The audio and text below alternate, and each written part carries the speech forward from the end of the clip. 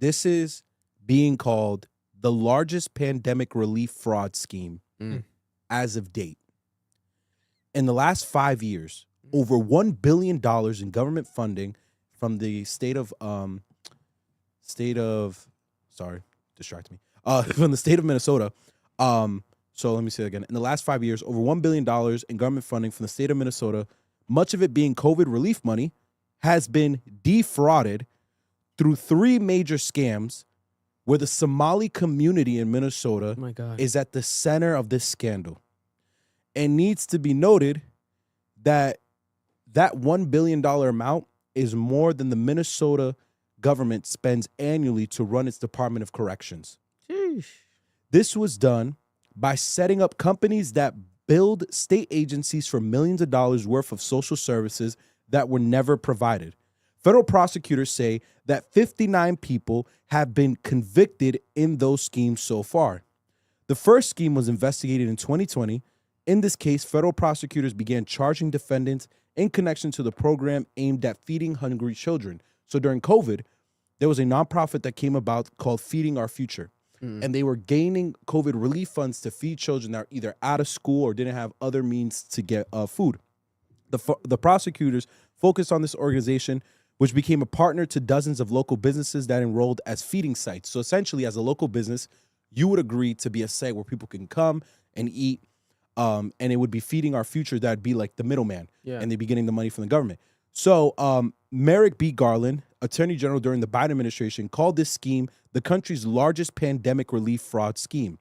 State agencies reimburse the Feeding Our Future group and its partners for invoices claiming to have fed tens of thousands of children. In reality, federal prosecutors said most of the meals were non-existent. And the business owners spent the funds on luxury cars, houses, and even real estate projects abroad. It is reported that they stole up to $250 million. In the audit, it was reported that when a food vendor contacted the state in 2021 to allege that Feeding Our Future demanded a kickback and retaliated against the vendor when it refused, staff members at the Minnesota Department of Education forwarded the complaint to Feeding Our Future, the very organization that was the subject of the allegation. So essentially, one of the vendors that was working with them, they were being told, hey, if you don't help, we want like a kickback. We want you to pay us.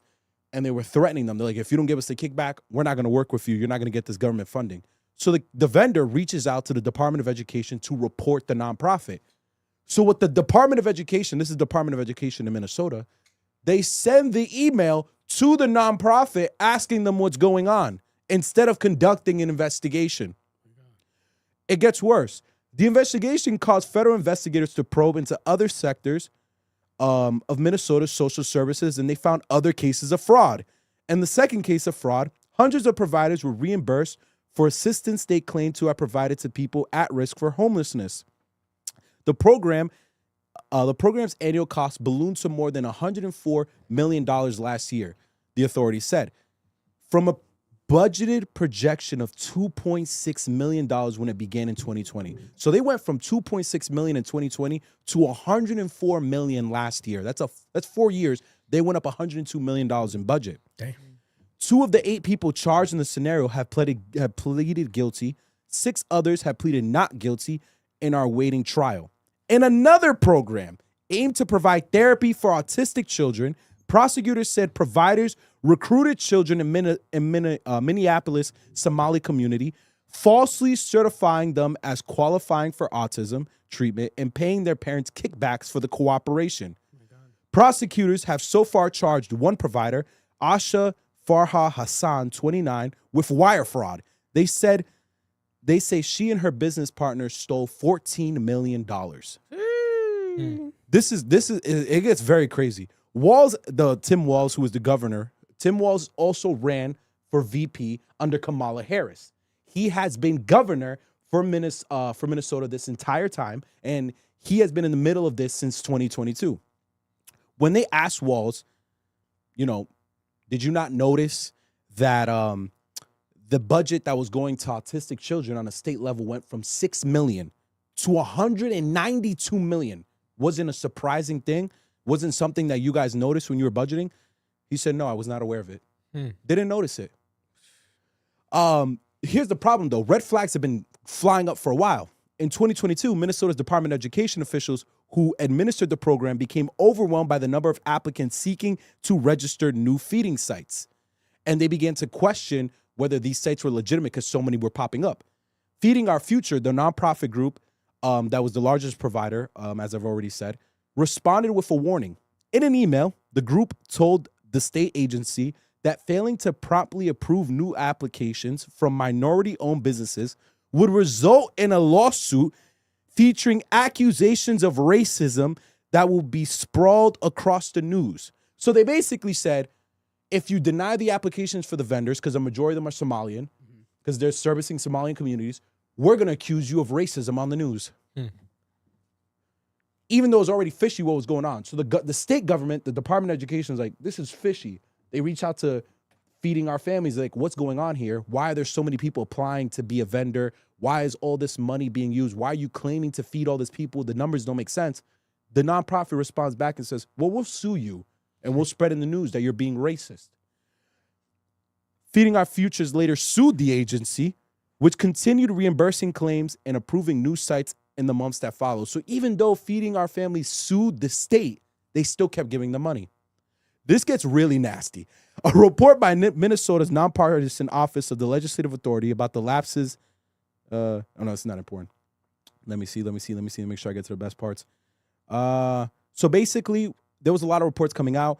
Keisha Megan, a Somali American who formerly worked as a fraud investigator for the Minnesota Attorney General's office, she basically said that there's a perception that forcibly tackling this issue might cause political backlash among the Somali community, which is a core voting bloc for Democrats. She basically said that the reason why the government never pursued investigating the situation is because they didn't want to make the Somali community angry, therefore costing them votes in the election. Because this has been a problem they were aware of since 2020. Tim Walz got reelected in 2022. He became Kamala's running mate in 2024. And the Democratic Party was well aware this was going on this entire time. And they still let this dude run for VP. This is where it's disgusting. As a trial in the meals fraud case was coming to a close last summer, I want to emphasize that. This happened last summer during the elections. An attempt to bribe a juror included an explicit insinuation about racism, prosecutors said. Several defendants in the trial were found to have arranged to send a bag containing $120,000 to a juror, along with a note that read, why? Why is it always people of color and immigrants prosecuted for the fault of other people? They tried to bribe a juror on a case where these people were stealing relief money that was supposed to go to feeding children in this community to buy houses and luxury cars. Tim Walz and the Democratic Party and Kamala Harris were aware of all of this, and they still ran this nigga for VP. Mr. Thompson, a career prosecutor, served as an interim U.S. Attorney General for several months.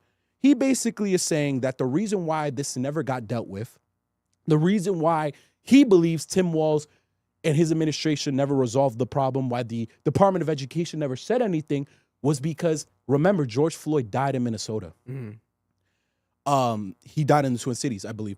So a lot of people were like feeling, oh, if we like push back on this, we're going to reignite that racism energy that a lot of people are feeling. Like there's already a stigma around racism in this city. Yeah.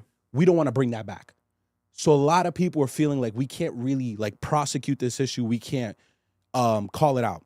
Here's the problem though. It's not just those 3 cases of fraud. 2 more are now under investigation. A fraud case is being investigated regarding the statewide efforts to give out $500 million worth of bonus checks to frontline workers as a token of appreciation for their service during the pandemic.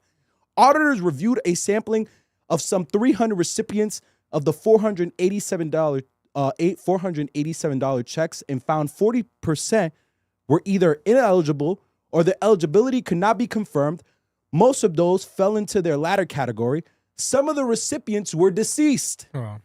In recent months, Mr. Walz's administration began shutting down the housing program altogether, acknowledging that it was riddled with fraud.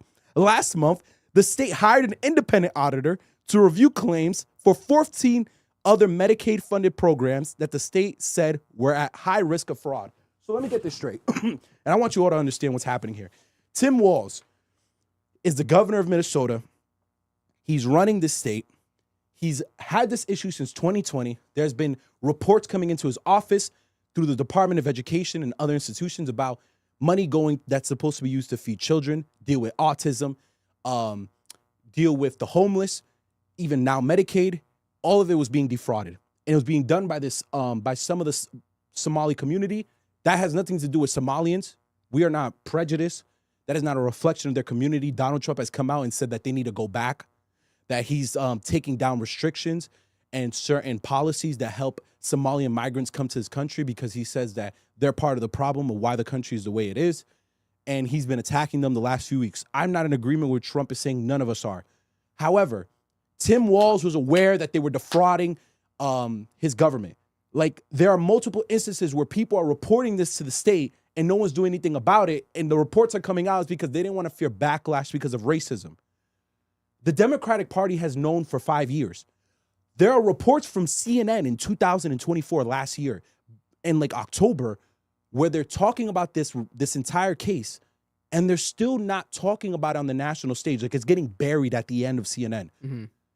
Bro, why would you let him run for VP?